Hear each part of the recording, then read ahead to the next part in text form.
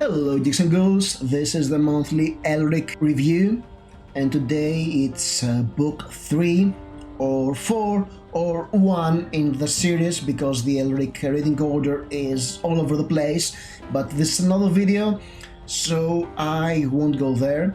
However, today we're talking The Dreaming City by Michael Moorcock, and this has the honor of containing the first two Elric stories, the stories that introduce Elric to the audience, which are not in not the first. If you go into the chronology of the books, we have Elric of Molybone, which is book 1, then we get to Fortress of the Pearl, which we didn't talk about because it was written after the original series was over.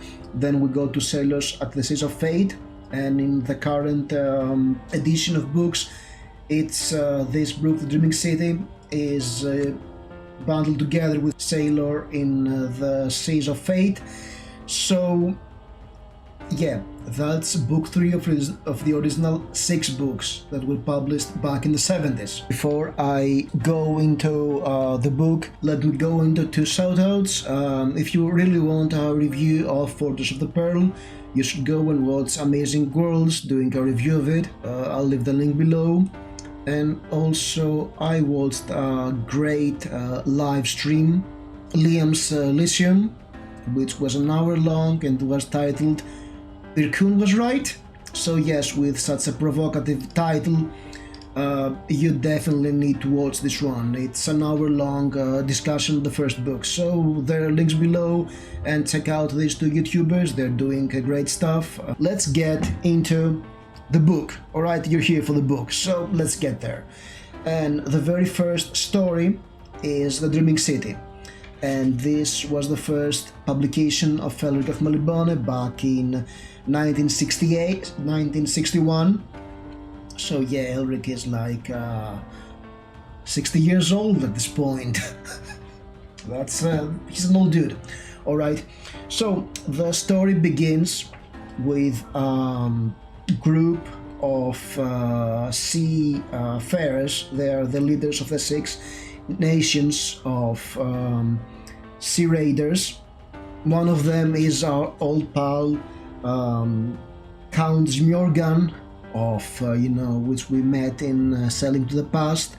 And actually, let me go on a tangent here again because screw consistency.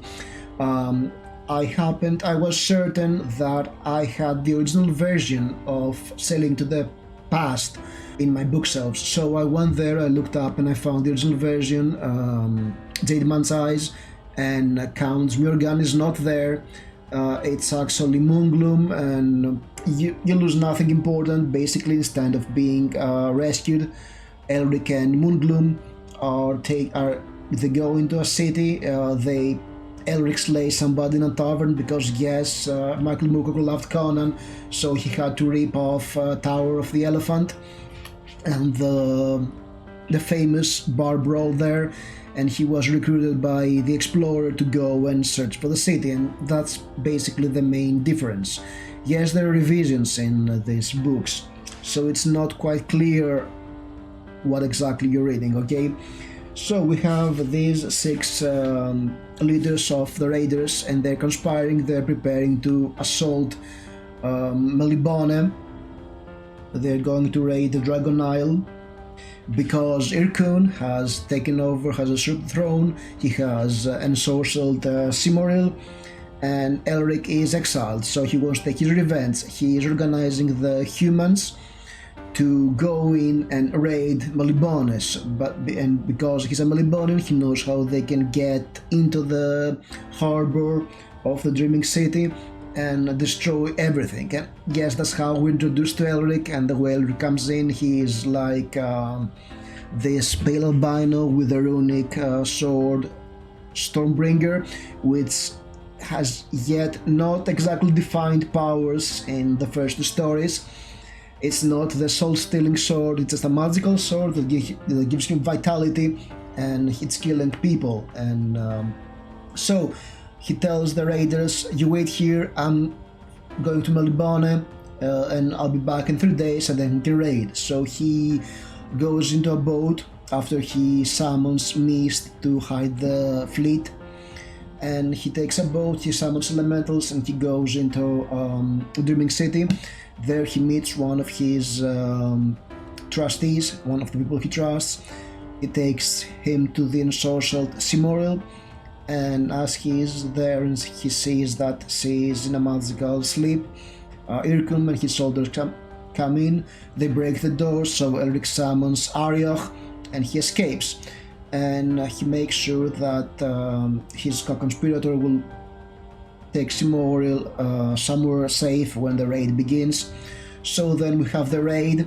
So the human raiders go through the defense mechanisms of Melibon, the tunnels that hide the city.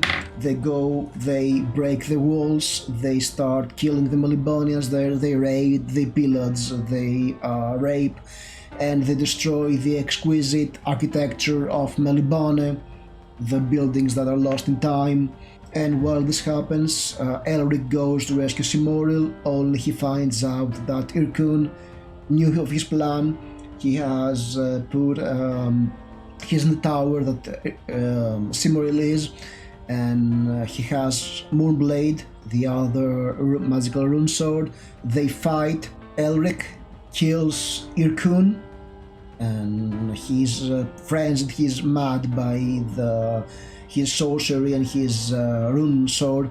So as he is cut in two, he grabs Simoril and throws her on Stormbringer, so she's impaled and she dies, and then we see the soul of Irkun going to hell. This is not how Stormbringer works in the series, but let's give Michael Moorcock some slack. He's actually creating the character here, and as Elric is crushed and the fleet of the raiders is leaving Melibone, they are surrounded by the triremes of Melibonians who are far superior. Elric summons elementals to give some of the ships speed to escape the Melibonians, and when they escape the ships, some of them, the other ships are destroyed. Dragons come from the sky and they burn the fleet, and yes, we lose Mjorgen. This way he dies, and Elric barely survives. He summons sorcery to save the ship he's on. So yes, at the end we have Elric losing everything. He's a traitor. He destroyed his homeland because he was exiled, and he betrayed. He killed the woman he loved, and his co-conspirators, they also died. So everybody loses in the story, and it's tragic and it's magnificent. And I really liked it. This was one of those stories that you read and they stick with you. You basically appreciate the tragedy of Elric, of how he is losing everything. And Elric was created as the anti-Conan. Michael Moorcock was very sick and tired of Conan clones in Sword and Sorcery, so he said, I'll make the anti-Conan, I'll make a sickly albino elf sorcerer with a evil sword. And yeah, it's a reason why it's one of his greatest creations, because there is something very powerful in the archetype of Elric. Yes, I know, he's a sad boy, he's a goth, he's emo. Many people would rather read somebody like an Amanda Rake from Malazan Book of the Fallen, who is the sad Elric, or Elric is the sad boy and Amanda Rake. I know that, but yeah, he borrows a lot from Poul Anderson, The Broken Sword, like the Cursed Blade that is a Hell Sword, etc. So yeah, it's a great story, and you should definitely read it. I know I spoiled everything about it, but you know what, we're in book 3, and this story is 60 years old. You should read it. Alright, now let's go to the second story, While the Gods Laugh, also written in 1961. That's the second Elric story ever written, and actually we'll go into the sequence of the stories in a while, because it's kind of interesting. It was written in 1962, and it's about Elric. He is crushed, he is trying to get over the death of Simoril, he is drinking in a tavern, and a woman comes in. She's a redhead, very beautiful, and she comes from a race of people with wings, only her wings are cut off. And she tells Elric that her father was a necromancer and he knew where the Book of the Dead Gods is. There is this book that contained the wisdom of the Elder Gods, and then it was when they died, the Lords of Law, and this is the first introduction of law and chaos in the Elric mythology, because apparently in the first book, in the first story, the Dreaming City, Arioch is mentioned as a lord of higher hell, not as a lord of chaos. This is introduced in the second story. The Lords of Law sent the book up to the sun to destroy it, but the Lords of Chaos stole it and hid it somewhere. So it's guarded somewhere, and she knows where it is. And she tells Elric to do so because he's the strongest necromancer in the world, so he should go and get it. She just wants the book for one thing. So Elric is stricken by her beauty, he is enchanted by her beauty, so they do the deed, and then they travel together. And as they travel through a marshland, they're attacked by a cloud giant of sorts, and Elric summons Arioch to help him, but Arioch is like, no, I won't go there. He is very reluctant to interfere. So this means that probably the Lords of Chaos they do want this book, or there's a reason why they don't interfere, and he is also pretty certain that whoever is guarding the book has summoned the giant to stop them. They keep traveling, and they see a man who is actually a dwarf. He is not a dwarf as in Tolkien. He's 5 foot tall, being hunted by some monstrous dogs, by some hounds with claws and beaks of vultures. So they fight, and they kill the hounds, and they save this man, and this man is Munglum. And he is a funny fellow, he's very pragmatic, he's very upbeat, he just follows them. And then as they go along, they talk. The girl, whose name is, I'm very bad at names, the woman is Mirn, but wingless, and her name is Sarilla.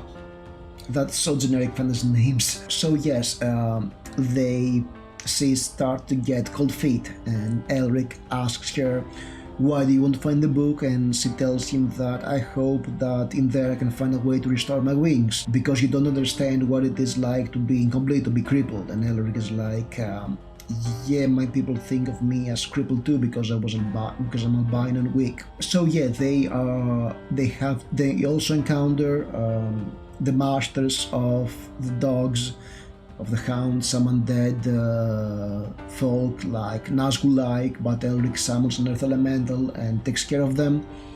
Sarilla is very no, I'm not going there, but Elric is not having it because he wants to find the Book of the Dead Gods and to find the answer if there's a higher power or not.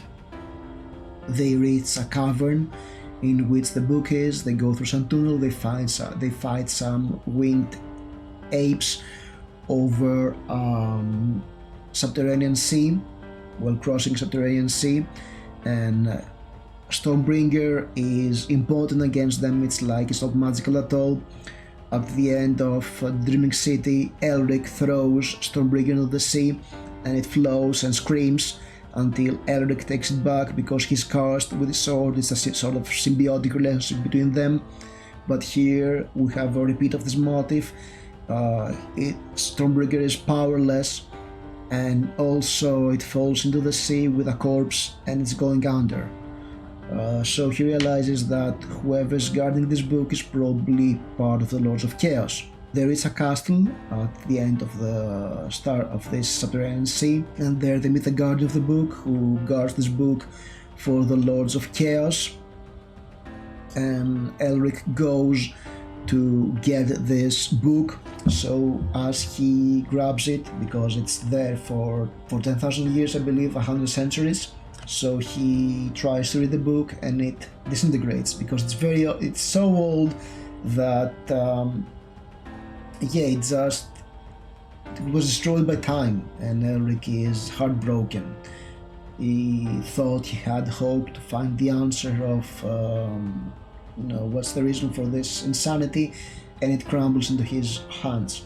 So as they leave the cavern, he breaks up with Sarilla because he blames her for giving him hope and then having it dashed. And he and Munglum, they decide to go away. Munglum decides to follow him because he has taken the gems that were on the book, the gods, and now he has a fortune. He leaves one gem for Sarilla, who is in a march in the middle of nowhere. And as they sail into the sunset, Sarilla just throws away the gem and goes back into the cavern, probably to kill herself. And Elric is a lady killer, literally. So yeah, that's one of my favorite fantasy stories of all time, and the plot is kind of so-and-so. Alright, this is not a great adventure plot, but it's very deep. It's a story that has something to say, as with the Dreaming City. There is a lot of philosophy about hope and how futile it is, and there is a great internal struggle between the two main characters, or the three characters in the story, and how they juxtapose with each other, how they are not the same, how they're different.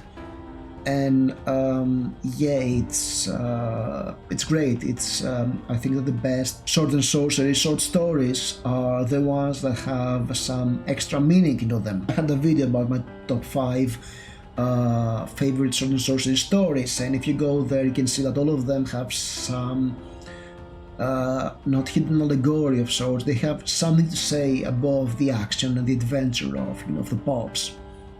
And this one has this in spades. It's very philosophical, it's very deep, and it's very nihilistic, and I just enjoyed it, reading it again. And something important to have to say is both of those two stories, the economy of them is amazing. They're very short stories, they are to the point. They're moving very fast. They say what they have to say, and they're over before they overstay their welcome. The writing is very strong. There is a power to these stories that drives them forward, and that creates something that it's enduring. They're classics for a reason, and they are 60 years old, so that should tell you something. I know, I mean, in the edition I've read them, they were revised back in 1993, but these stand the test of time because of their content. And now let's go to the third story, The Singing Citadel, which was written in 1967. And I say that this because it's very important. Between the first two stories and the third, we had a lot of more stories written. We had The Bane of the Black Sword, and also we had Stormbringer, and they are the penultimate and the ultimate book in the Elric Saga of old, even though there are some extra novels retcon in there. There is Revenge of the Rose, that is between Bane of the Black Sword and Stormbringer, and then there's the trilogy of the Dream Thief's Daughter, which is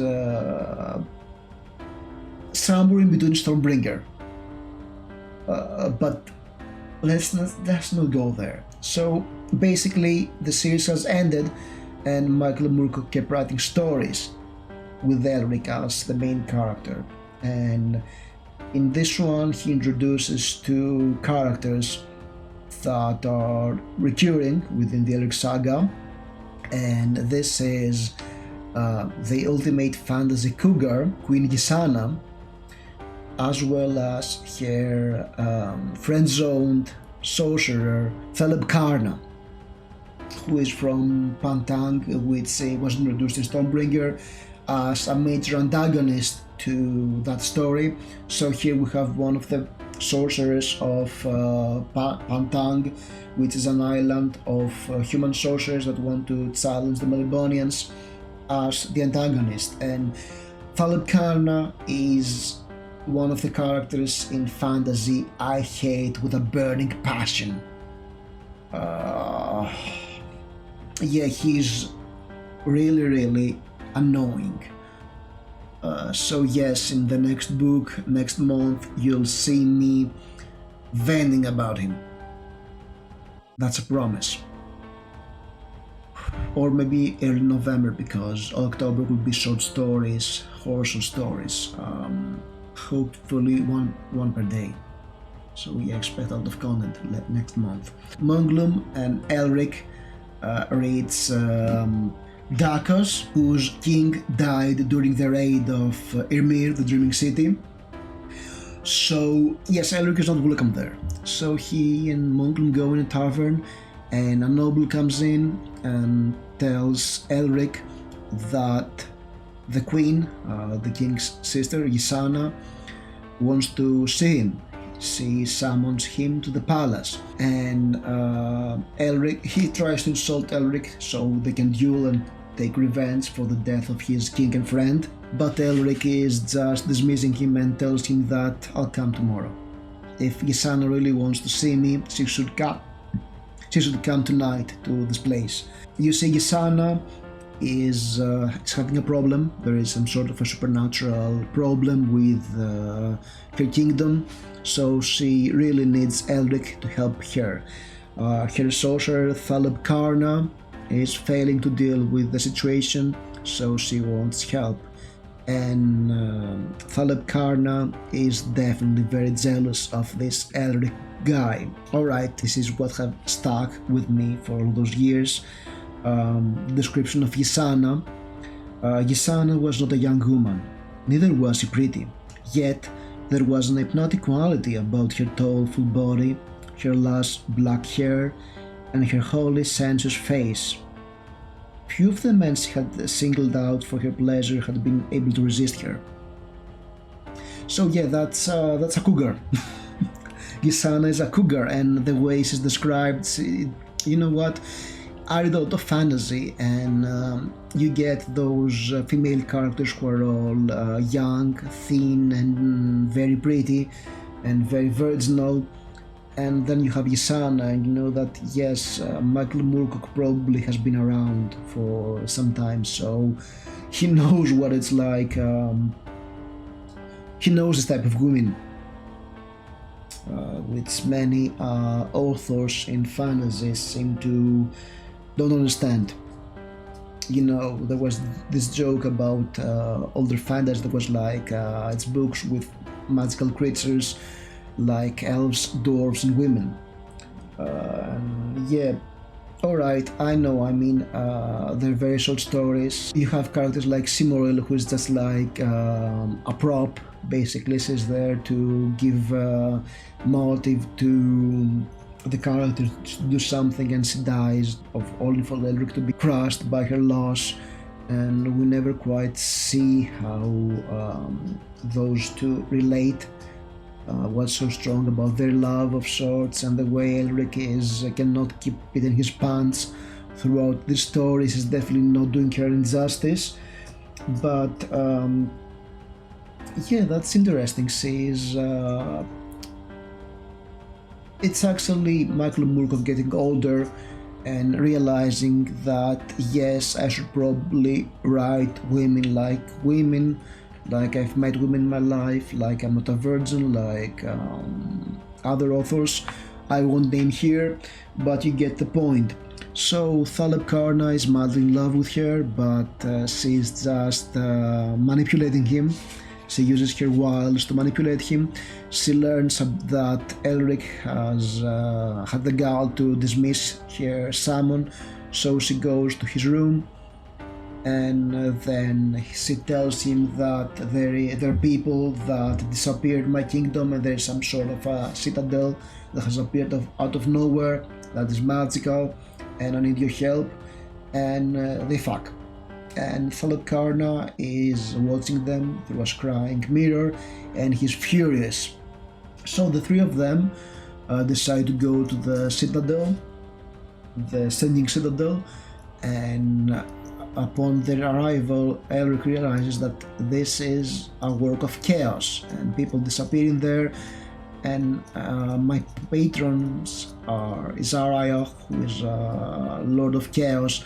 So yes, I cannot quite do something about it, but you know what, he's just following them. And Gisana is, one day reaches the Citadel. Gisana is hypnotized by the Citadel and she goes in, and Elric follows. Thaleb Karna does not. So he goes through the shifting Citadel, and when he reaches there, he is giant, but he realizes that Gisana has been shrunk, as many other people who have gone to the Citadel, because there is an entity, some sort of Lord of Chaos, not a Lord of Chaos, adjusted to the Lords of Chaos. He decided to go to the Earth in which Elric is, in order to have some fun, because he had a spat with the Lords of Chaos and he wants to evade their punishment.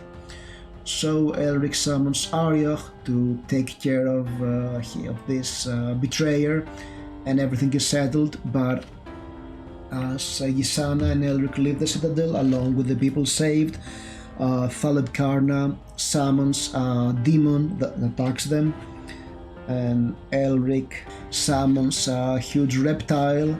The demon is some sort of a butterfly monster, and Elric summons a lizard god that comes out of the earth, and it's the butterfly.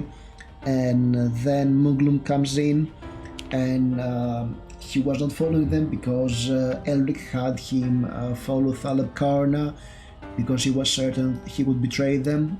And so they go to the cave he has found refugee in, hoping that he's weak and they can exact their revenge on him. But no, he has gone away, so he is still in the wild, and he'll be back in the next book. So Elric has a recurring villain. So yeah, that story is not as good as the first two. It's there, it's sort of revisionist history of sorts. It's fun, but nothing interesting, and I think that the first stories written before Stormbringer were the most important ones. They were the ones that were actually about great events, and I think that the rest are just trying to are incorporated there to just fill in the story, etc. So yeah, this the Singing Citadel is not a story that really impressed me. I'll have to be honest about this, but overall, yes, this book, Dreaming City, is great. It was very fun to read it. It's very interesting. There is a great sense of economy in the writing. It's very powerful, has some great ideas, has some great philosophical elements in it. It's very deep, and that's what Moorcock did in Elric so amazingly well.